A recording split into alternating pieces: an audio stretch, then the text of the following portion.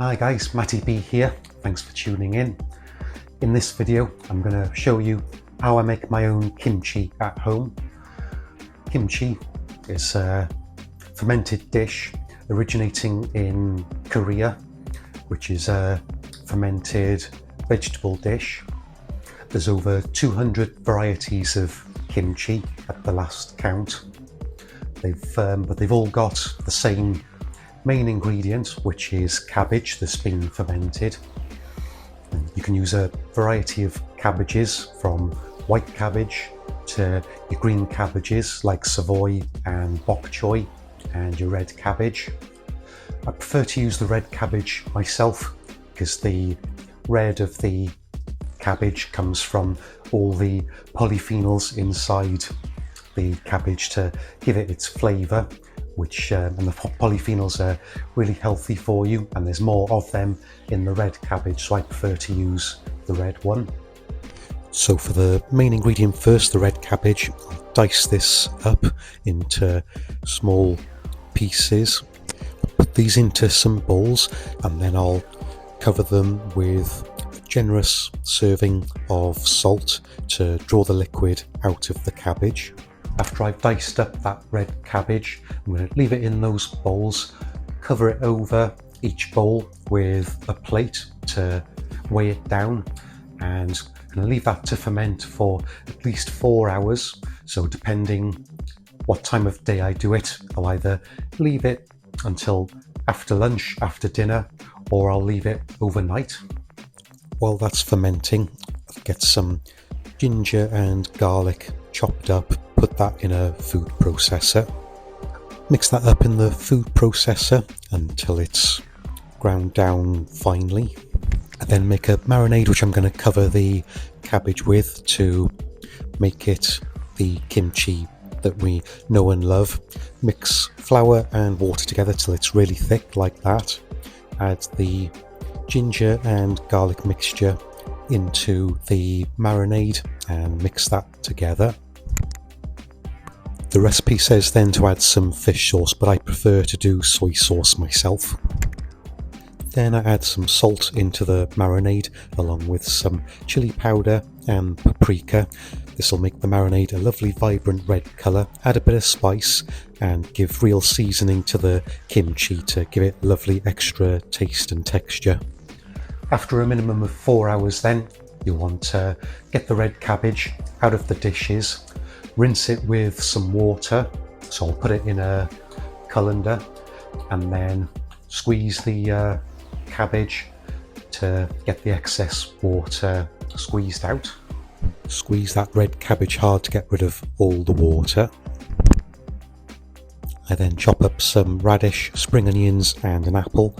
These are the fruits and vegetables I was talking about you can add to the kimchi to add extra nutrients and polyphenols. Add those in and add the marinade. Mix this all together, evenly mixture it, make sure there's no vegetables or fruits that are missing from the marinade, and then we're going to add these into the liquid containers. After putting the mixture into the glass jars, you're just going to leave the mixture in the jars to ferment then for between 7 and 14 days, depending how tangy and acidic you want it to be. I usually go for between 7 and 10 days, and I like to keep the lid on the container, trap the carbon inside, which will add to the tanginess. And then every day, once or twice a day, I need to push the mixture under the liquid, because as it's fermenting, the cabbage will be giving out a load of liquid. You want to make sure there's nothing above the liquid in the jars so that no molds can grow on top. During the fermentation then, when you see these bubbles on top, that's when you know it's working. Give it 7 days and there you have it, you have your kimchi. And so start to finish, that's how I make my own kimchi. I absolutely love this kimchi. It's got a brilliant taste and texture to it. It's like your pickled vegetables, like a pickled beetroot, but because it's been fermented with salt and other fruits and vegetables, it's got that extra taste and texture, a bit of acidity to it. I'll eat this at least once a day. On the days where I'm working, I'll have it with my breakfast omelette. On my days off, I'll have it with my breakfast, which could be an omelette or some mashed avocado on toast with smoked salmon and poached eggs. I'll have some kimchi on the side with either of those. And on my days off, I'll have it with some salad that I'll have for lunch. So plenty of times I'll get it in my diet.